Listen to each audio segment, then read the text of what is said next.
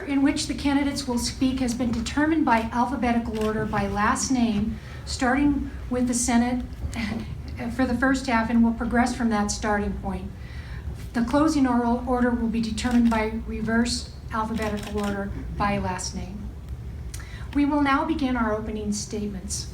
Mr. Campbell, will you start the opening remarks, please? Good evening. I'm Noel Campbell. I am the duly elected state representative now serving at the House of Representatives. I'm in my first term. I'm finishing up my second year. I am from Arizona. I grew up in Phoenix, went to grammar school. I went to St. Mary's High School. I went to Phoenix Junior College, Arizona State University, and I studied in Mexico. My background includes military service. I was a naval officer and a pilot. I was a federal law enforcement officer with the U.S. Customs Service, and I was a tanker pilot. I flew fires for 10 years. So I have a good background. I am retired, and that's why I can run for office. I'm proud to be a clean elections candidate. This is my fourth time running clean elections. The first two times, as you may recall, I lost. The third time I won, and now this is my fourth go-around. So I support the concept of clean elections, and I hope that you will consider me again to be re-elected to my second term. Thank you. Mr. Davis. Thank you. I am Chip Davis. I am a fourth generation Arizonan. My parents in their 80s still live on our family homesteaded ranch. My wife and I have 4 children with families, and we have 10 grandchildren, and they all reside in Arizona. The reason I point that out is that our family has a vested interest in the bright future of the state of Arizona, whether it's going to be elderly issues or education issues or family value issues. And so I feel it a responsibility to go and serve the state of Arizona and the folks in Legislative District 1, largely Yavapai County, and our friends in Cave Creek Carefree part of Maricopa, and I look forward to serving you. Thank you. Mr. Stringer. Thank you. My name is David Stringer. I'm a small businessman in Prescott. My professional training is as an attorney and CPA. In recent years, I've been active in local community affairs here in Prescott, serving on a number of boards and commissions. To mention a few of my favorite, I was a founding member of the Prescott Area Women's Shelter. I've been on the advisory board of the Big Brothers and Big Sisters. I'm a past president of the Prescott Area Lodging Association. I've served as a commissioner on the Prescott Planning and Zoning Commission. I'm currently on the board of the Charlotte Hall Museum, and I'm a member of the Prescott Leadership Advisory Committee. I'm probably best known, however, to local voters for my work on tax initiatives. As general counsel to the Citizens Tax Committee and later the Yavapai County Tax Committee, we've run campaigns both for and against various sales tax initiatives that have come before the voters. I am a political conservative. I favor low taxes and small government. Thank you. In an attempt to lighten the mood for tonight's debate, we were going to do a quick lightning round of this or that. This will allow us to get to know more about the candidates. Please just answer with one word. We're going to start with Mr. Davis. Pandora or Spotify? Pandora. Mr. Stringer, CNN, Fox News, or MSNBC? I would say Fox News typically. Mr. Campbell, Netflix or Hulu? Netflix. Mr. Davis, Lumberjack, Sun Devil, or Wildcat? Lumberjack. Mr. Stringer, Snapchat or Instagram? I guess I would have to go with Instagram. Thank you. Mr. Campbell, Star Wars or Star Trek? Star Trek. Thank you. We will now start part 1 of the debate. And the first question will start with Mr. Stringer. What is your opinion on the state of Arizona adequately funding education? Well, I think that's a very complex issue, and I think the reflexive issue is that we are not adequately funding education. But it's much more complicated than that, because those who want to talk about funding of education and claim that Arizona is underfunding education, what they never talk about is that funding is not strongly correlated with student outcomes. There's a lot of research, a lot of examples of this. I happen to have lived for a number of years in some of the top spending jurisdictions of the country. Washington, D.C. spends the most on schools and has the lowest student achievement scores. Many of the big urban cities in our country, Chicago, Detroit, New York, LA, they spend far more than we do here in Arizona, and their student achievement scores are in the toilet. So I don't think you can equate funding with student outcomes. And after all, what is the purpose of education? The purpose of education is to educate our children. So having said that, however, I do think there is a case to be made for increasing funding in our schools. I am particularly sensitive to the pay rates of our teachers. There is, I think, a legitimate case to be made for improving compensation for our teachers. So in the last school election that we had here, we had a school bond and a budget override on the Prescott ballot last fall. I did support the budget override because I do think it's important to compensate teachers fairly. So the question, of course, is what is fair?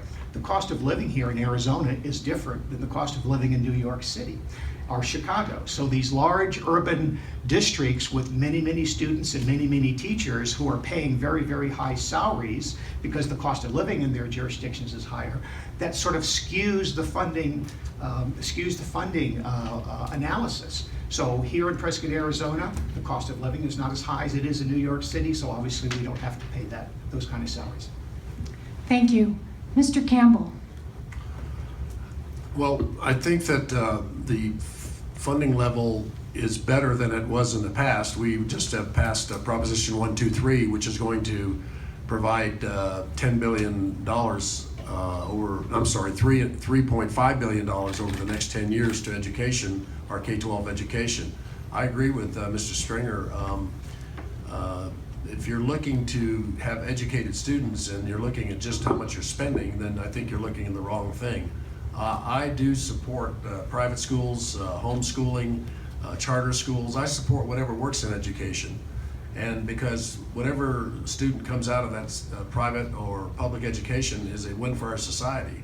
So up here at Prescott, at our school districts, Prescott Unified or Chino Valley or Mayer, our school districts up here are good. We have a high graduation ratio, and our costs up here are not as high as we would spend in, say, the Phoenix Union School District down in Phoenix. So there's always going to be a need for more money, but what we want to do and what we did this year in the legislature and what I did when I voted for the bond and override with Prescott Unified School District was to try to ensure that we got more money into our classrooms. Our teachers are underpaid and we were losing them. So it was necessary that we try to stop that teacher loss and get more funding into the classroom. Next year coming up, it's going to be an issue of how we're going to get more revenue into the system for K-12 education. But I think that overall this year in the legislature, we did a good job. I supported Prop 123. I worked on that issue for over a year. It's not perfect by any means, but it is a consensus proposition where the Arizona Association of Teachers and teachers unions came together and agreed that this was the way to go. So I think we're on a good track, and I'm looking forward to next year to trying to even do better. Thank you. Thank you. Mr. Davis. Arizona's education system is sorely underfunded. You can always tell what's important to somebody by what they invest in. And when I look at how Arizona has invested into our education system, it makes me sad because I believe we have the greatest state in the world, but we fail to invest in what the future is going to bring. We're so concentrated on keeping our costs low today, but we're going to have a miserable tomorrow. And anything in your life, whether it's your house or your car or a relationship, you have got to make an investment in it if you want it to last and put out and have a good product. And Arizona has got to adopt that philosophy. If we want a bright future for economic development in the state of Arizona, we need to invest into our education. When folks look at relocating to the state of Arizona, be it manufacturing, industry, they want to take a look and see where we're investing our money. And they want to know that they can bring their families here and we're going to produce a good education for them. 123 is a fantastic Band-Aid that we just passed. But that's all it is a Band-Aid.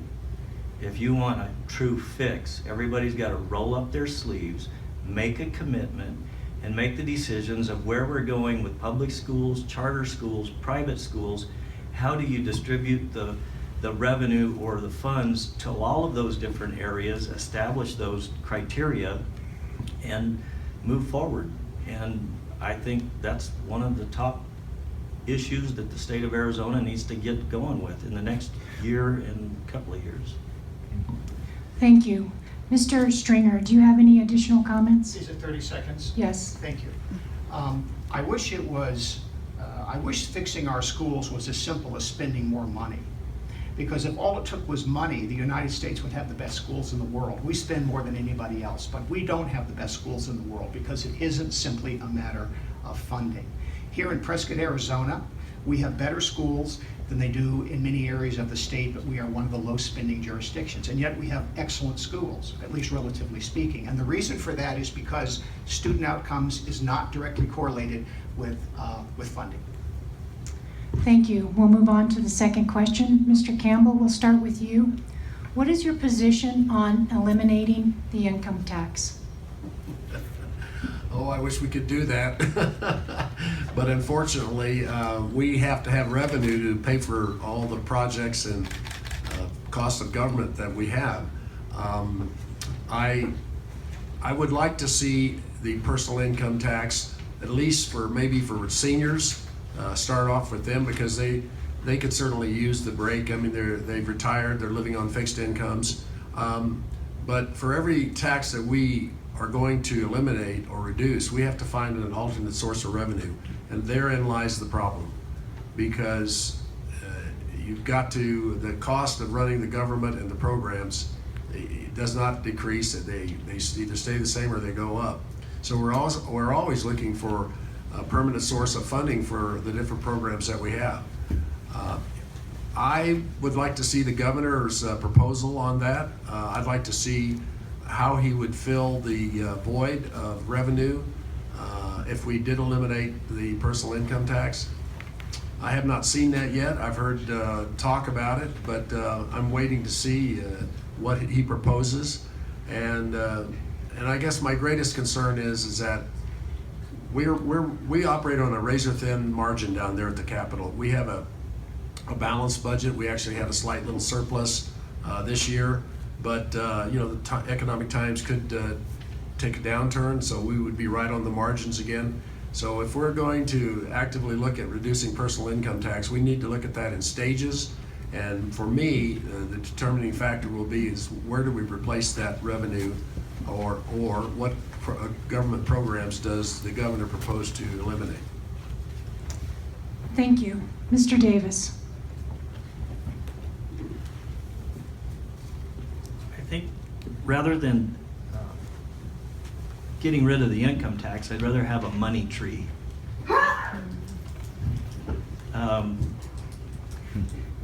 It is impossible to get rid of the income tax in the state of Arizona at this time. The state of Arizona, 42% of our general fund revenue is from income tax.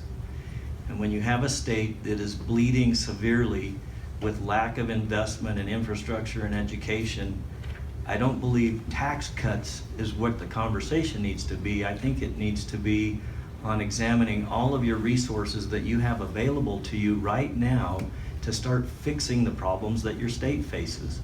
Once you've resolved those issues and you've created inefficiencies in other departments, then you can have the conversation of tax cuts. The state of Arizona has lowered the taxes in one form or another 25 of the last 26 years. And I know it's quite popular to wave the tax cut banner, but at some point we have to face reality and start fixing the problems in our state. And again, once we do that, we can have the discussion of tax cuts. Thank you. Mr. Stringer. Thank you. I'm a little more optimistic than my colleagues here about the prospects for eliminating or at least substantially reducing the state income tax.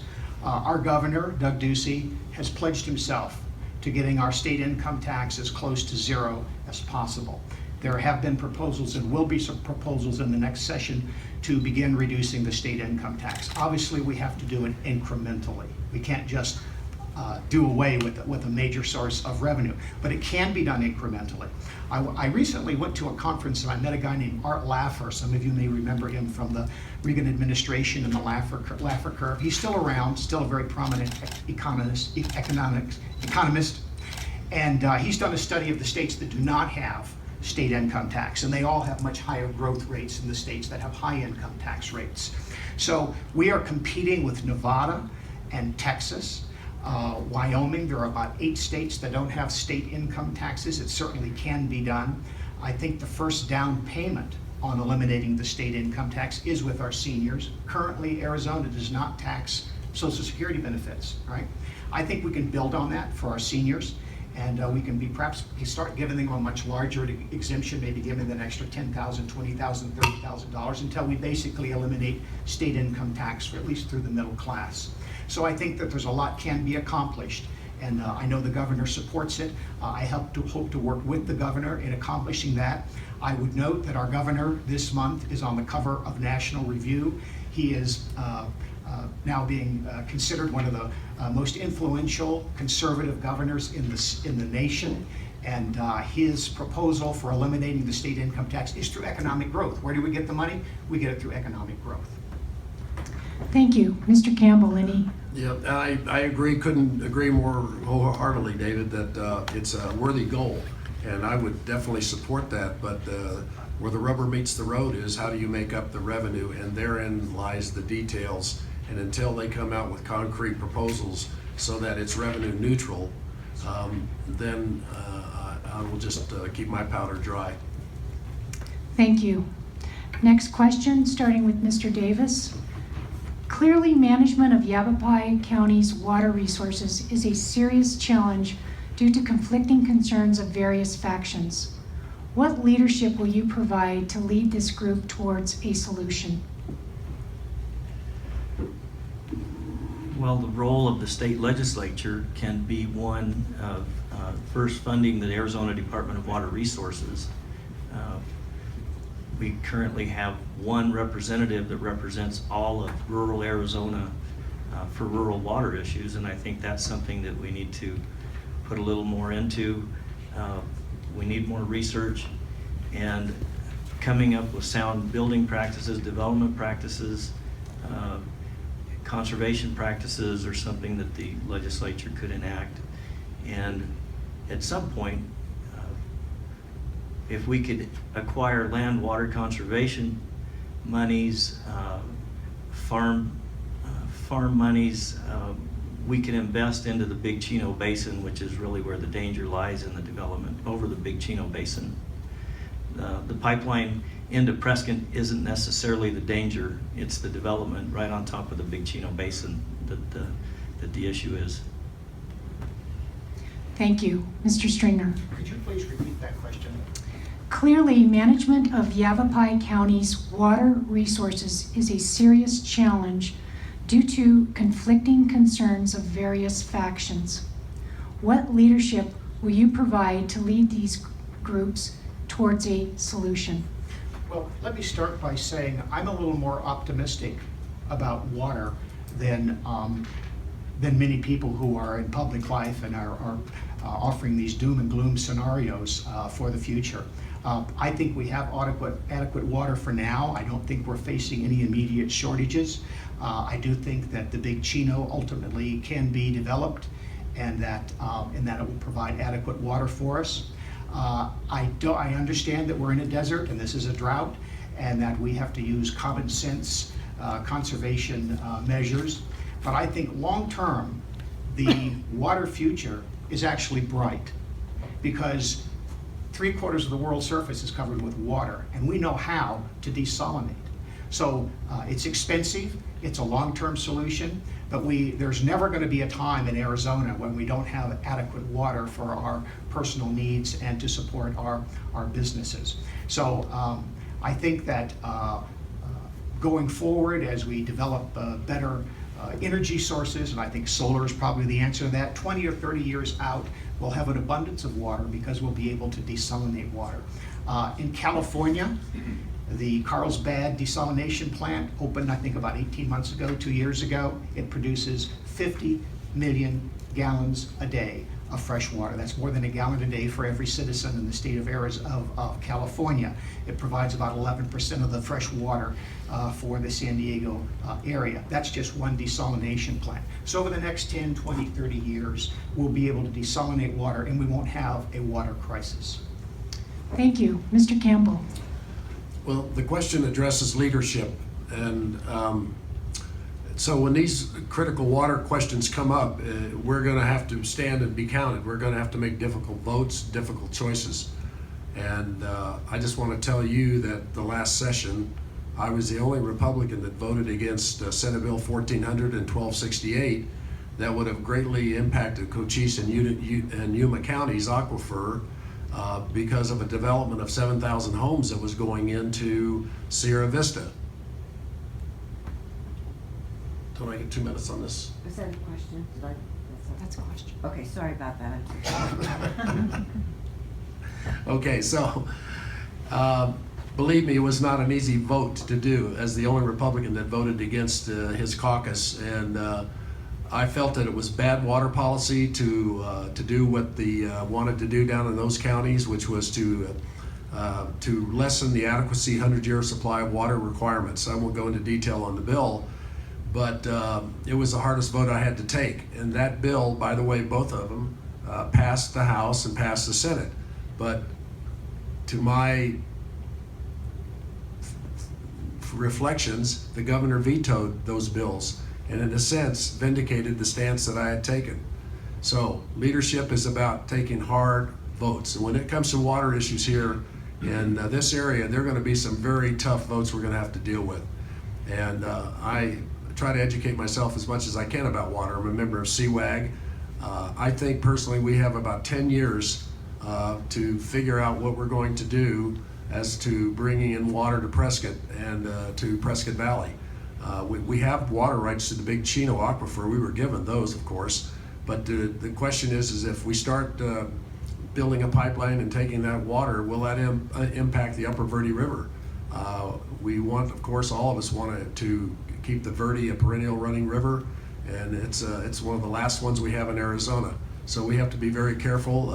We have time with the monitoring wells that are in there, but the truth of it is that the water tables are dropping in Williamson Valley.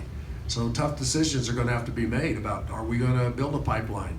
And are we going to, that's going to be a voted issue. And where do we stand on that?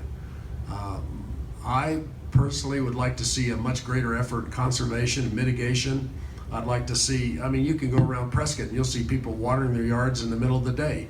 Every ounce of water that they do in the afternoon is 70% of it's evaporated. So we could get real serious about water conservation. Thank you. Thank you. Mr. Davis, any further comments? Yes.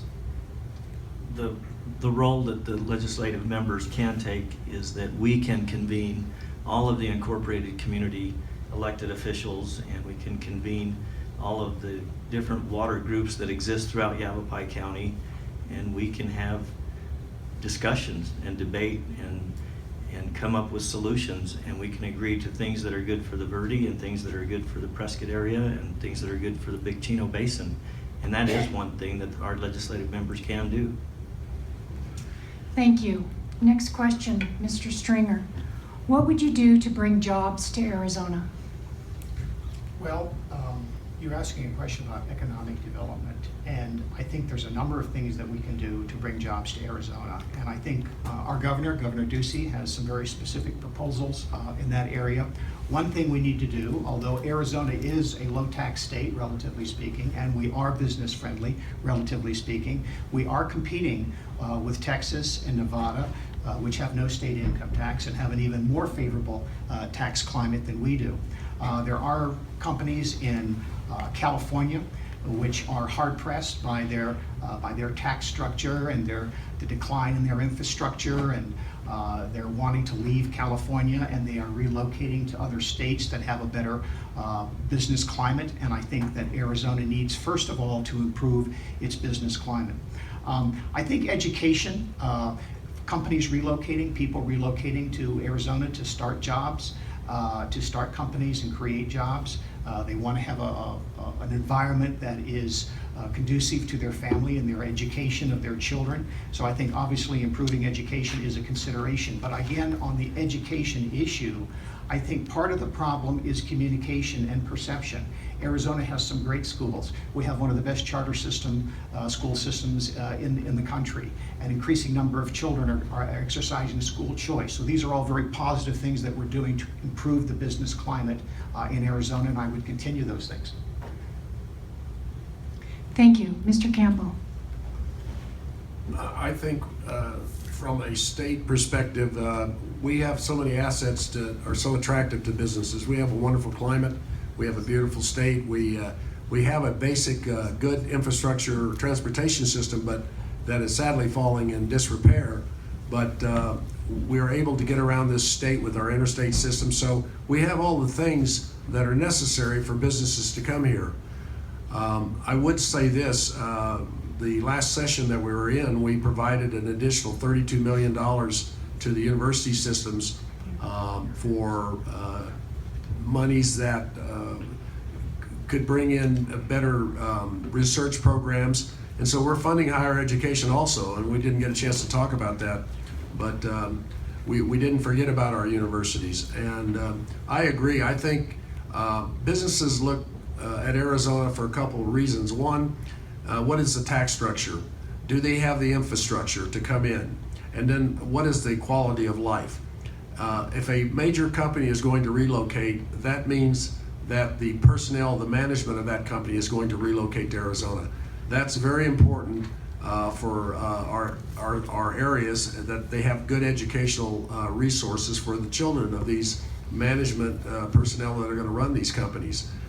If they're just expanding, that's not the primary issue. They're looking more at infrastructure and the labor market. One thing about Arizona, though, we have an increasing population that comes in from outside the state, and when there are good jobs offered, we may not have the local people here to fill them immediately, but the word spreads rapidly and people do move around, and a good job will attract people coming in from other areas of the country. So overall, I'm optimistic. I think the governor's done a great job. We've brought in some large companies, and I think that we're on the fast track to even bring in more industry and more economic growth. Thank you. Mr. Davis. Thank you. Arizona is actually ranked #1 in entrepreneurial activity in compared to the rest of our states. And I think when we look at relocating new businesses here or industry, they do want to look at our education, and they do want to look at our infrastructure to make sure that they can get their goods in and out of our state. I think another thing they look at is the regulatory restrictions that the state has on businesses. And so if we can be friendly towards our regulatory policies, that would help. We also have a lot of opportunity in the fact we sit between California and Texas and Mexico to our south, and we can clearly improve the relations with those three entities, because those three markets are some of the world's biggest markets: Texas, California, Mexico. We can also start exercising more public-private partnerships in creating solutions for the state of Arizona, where we partner with private industry, with government. And last but not least, I think when they take a look at the state of Arizona and they see that it has a government body filled with sane people, they'll probably want to relocate here. Thank you. Mr. Stringer, any Yeah, additional just comments? a couple of things that I didn't touch on, and in terms of creating jobs and economic development, is the importance of infrastructure.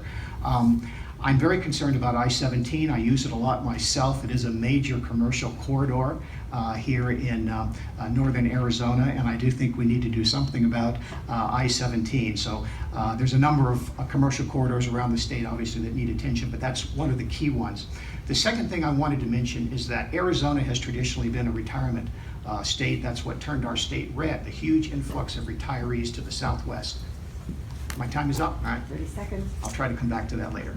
Thank you. Last question for this half of the debate.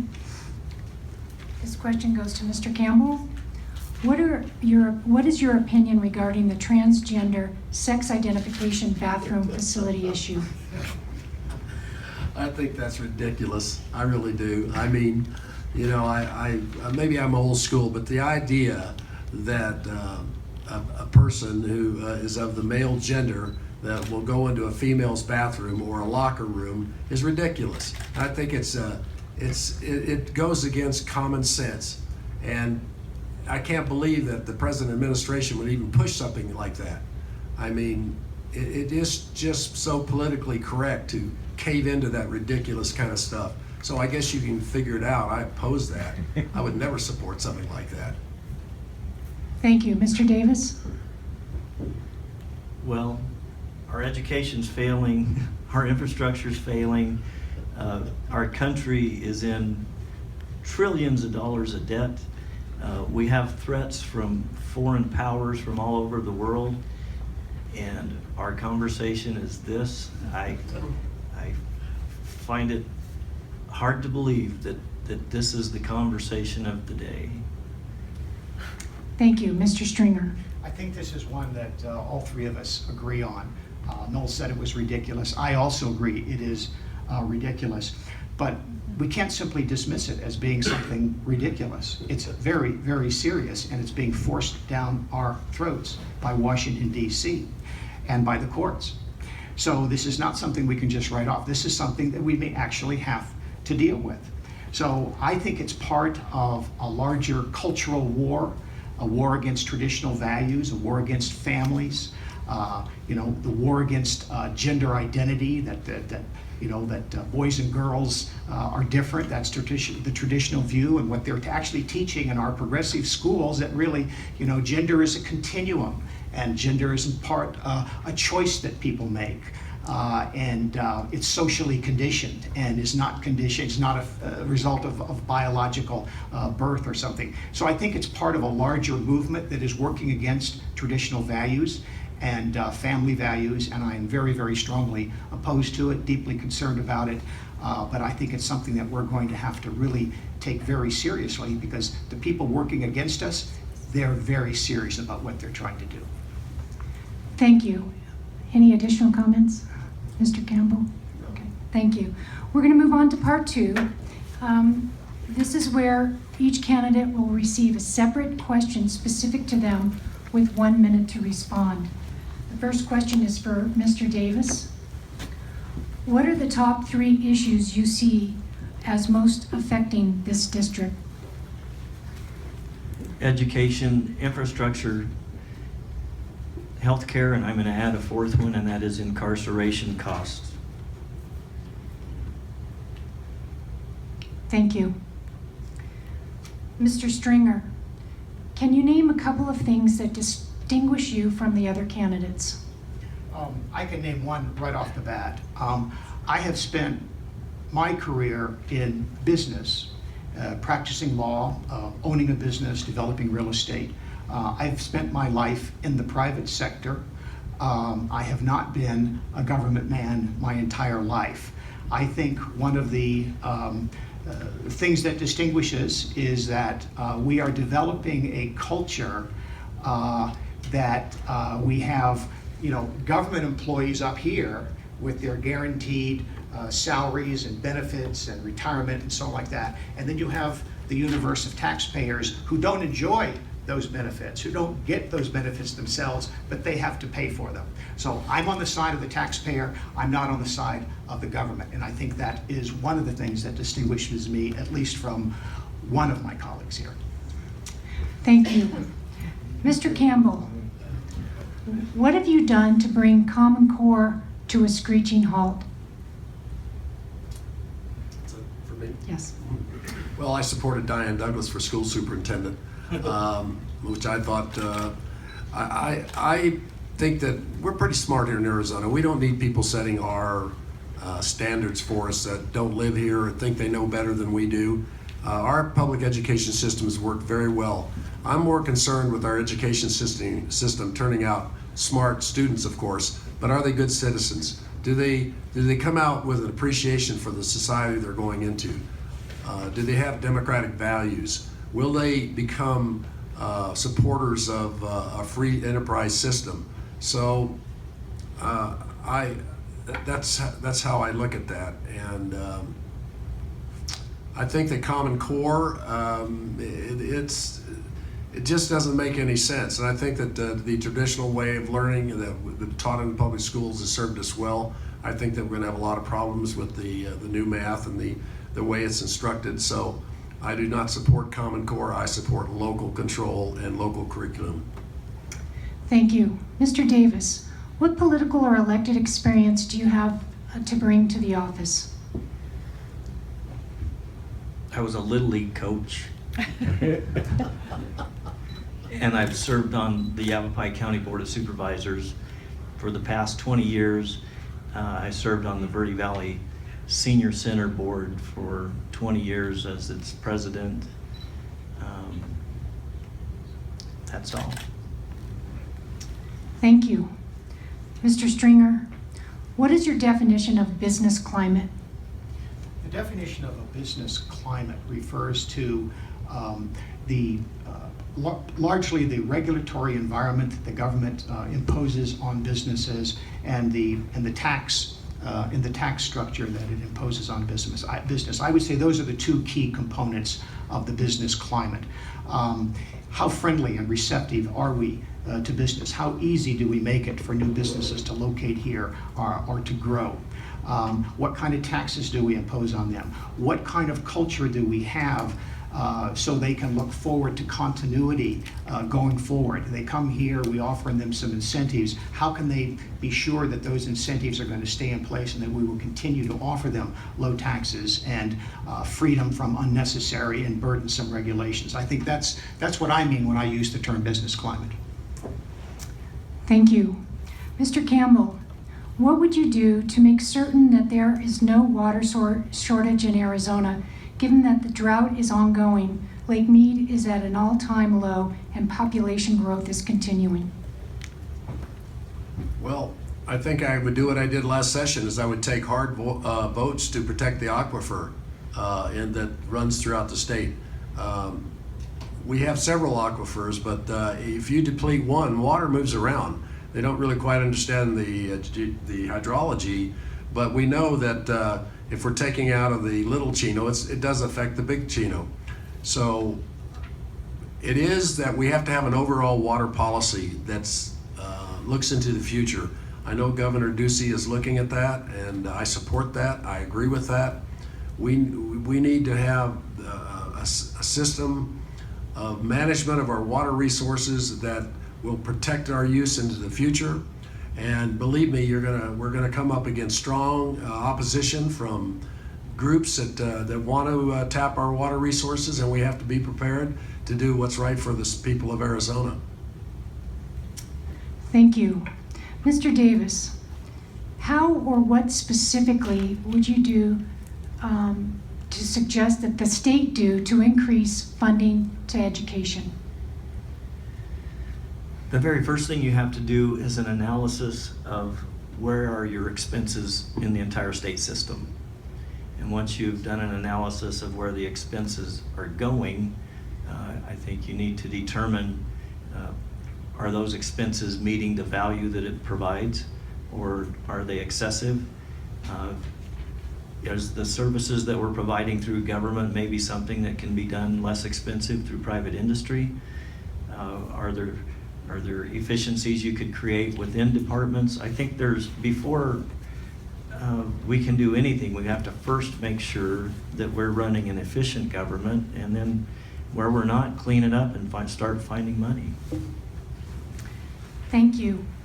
Mr. Stringer, you have stated that running for the House is not rocket science. Anybody can do it.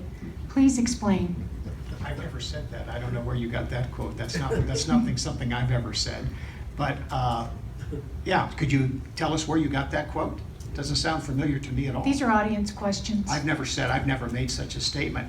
How about if I ask- So I'll try to deal with the question, but just so everybody understands, I have never said that running for the House of Representatives is not rocket science. I will say this, I do believe that that citizens in general should be allowed and should be encouraged to run for public office. Of course they're allowed, but they should be encouraged. We need more citizen participation in government. I think the context of that, how much time do I have left? You have about 30 seconds. Yeah, the context of that is some statements I made about my early life. When I was 17 years old, I was a Senate intern in Washington, D.C., and I saw a lot of politicians, a lot of very important people up close, and I developed, quite frankly, a very cynical opinion of politicians because I saw them, a lot of them, as sort of second-rate people, and they are. And so that was a formative experience of mine. But I do think that there's a lot that goes into a campaign. Believe me, this is not the first campaign I've run. I've run some tax campaigns over the last few years. Running a political campaign is a lot of work and takes a lot of thinking. Thank you. Mr. Campbell, there are over 25 school districts in Yavapai County with separate administrative demands on taxpayer funding, resulting in less dollars in the classroom. Would you support consolidating many of these districts? Why or why not? In theory, I would support consolidation, but there are problems with governance when you do that. What I would look for is not consolidation of school districts as so much as shared responsibilities for cost. For example, maybe unifying the transportation system. I would look to, because for example, we have 3 school districts very in close proximity here, and there should be some economy of scale savings that we could make.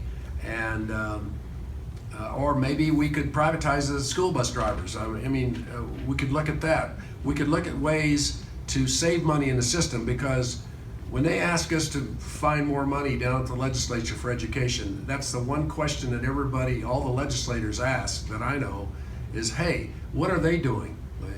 We're trying to squeeze blood out of turnips up here. We want to know what these school districts are doing to cut their costs and be more efficient. Thank you. Next question for Mr. Davis. Do you believe the new bill proposing a ban for those on a no-fly list is common sense or a step towards federal overreach? Well, that answer doesn't require a rocket scientist. I would say that was very common sense proposal. Thank you. Mr. Stringer, what are your views on legalizing recreational marijuana? Well, many of you may know that I spent much of my career practicing law, and I was a criminal defense lawyer for many years. I did other things besides criminal defense, but that was part of my practice for many years. And I've had a lot of contact with people who use marijuana, deal in marijuana. And I will tell you that every client I ever had who was involved in drugs was a loser, all right?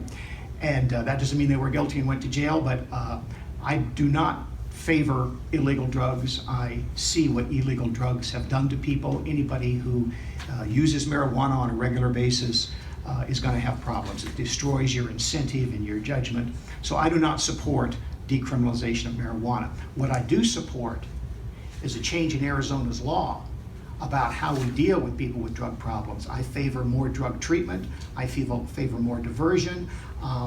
I favor dealing with these people in a more humane and effective way. Thank you. Mr. Campbell, what is your opinion about giving more power to individual states and granting less power to the federal government? I support that. I support a convention of the states to amend the Constitution. You know, our Constitution is, it's like an old house. And, you know, and I live in an old house, a historic home. And it's good when you have an old house to open the windows up and let some fresh air come in. and get a fresh breeze in. We have some serious problems with our federal Congress. I support term limits. They don't have term limits. I support a balanced budget. We've never had a balanced budget. I support, any type of legislation that will give the states more authority. I mean, let's remember, the states created the federal government, not the other way around. So I'm a strong supporter of the 10th Amendment, and I strongly believe in states' rights, and I think that our federal government is overreached in far too many ways, and I think that these branches need to be reined in, and we can do that by a convention of the states to amend the Constitution. Thank you. Mr. Davis, how long have you and your family lived in Yavapai County? And in one sentence, please state why voters in your district should vote for you. Thank you. My family has been in Yavapai County for 130 years on my mother's side.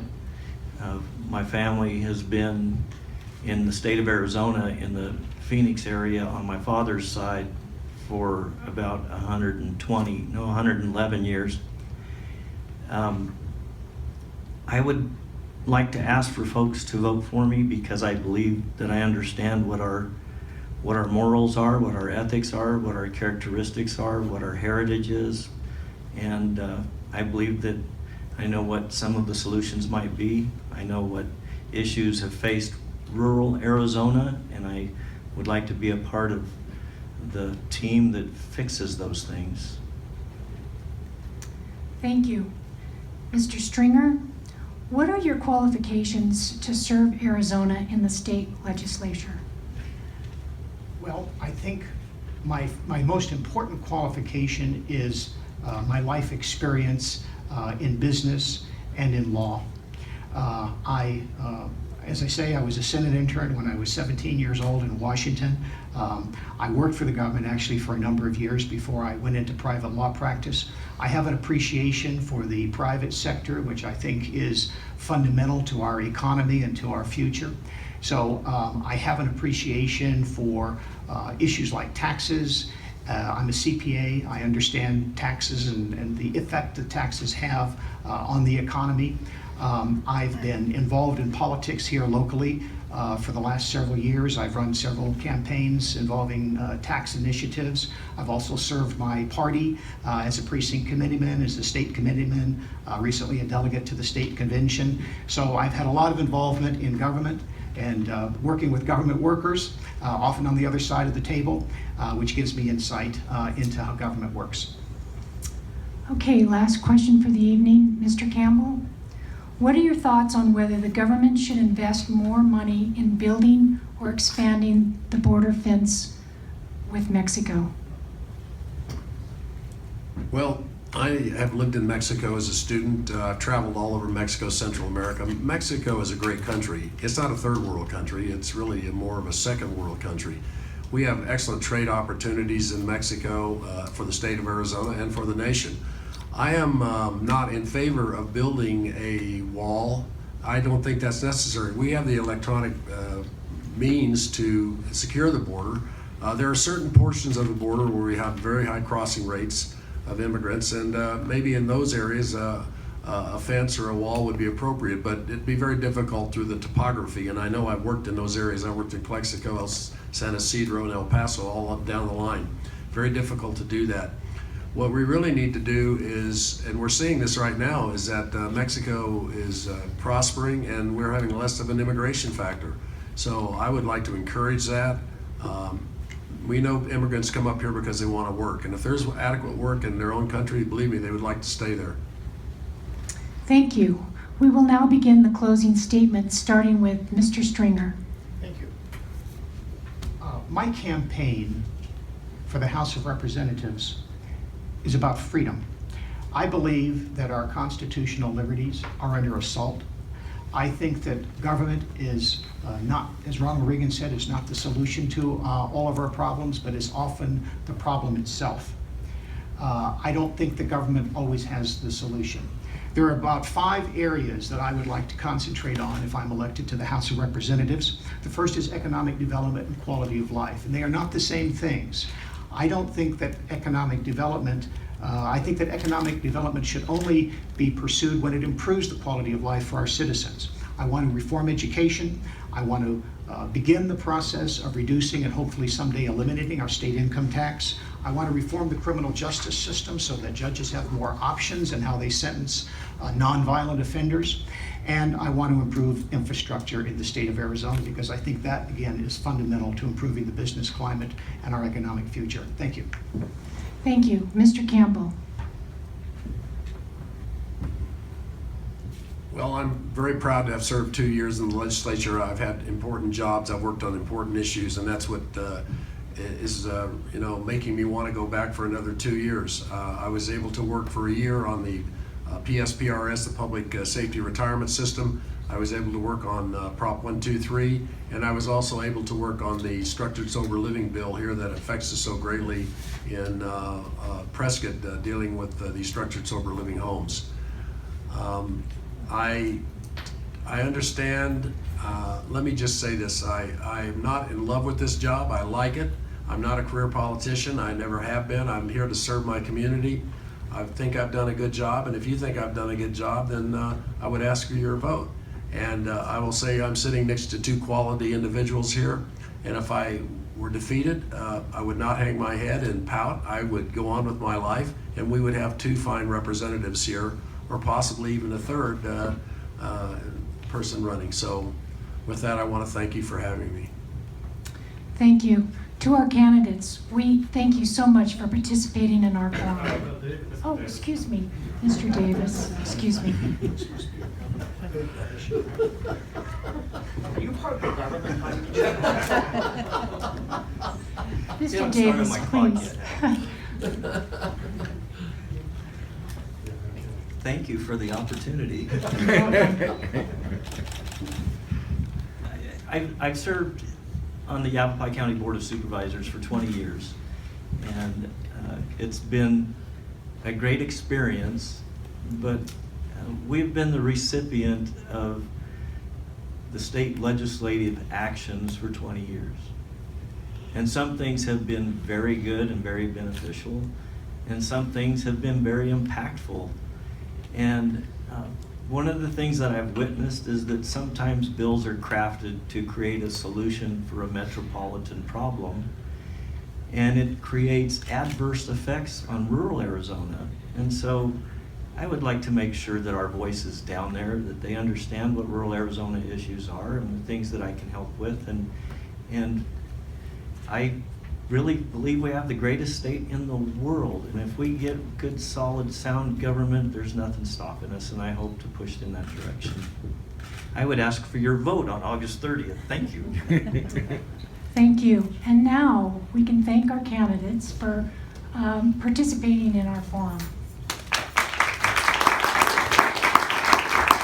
And to our audience, we thank you for coming and taking the time to inform yourselves before voting. We encourage you to visit www.azcleanelections.gov, where you can find information on the upcoming elections.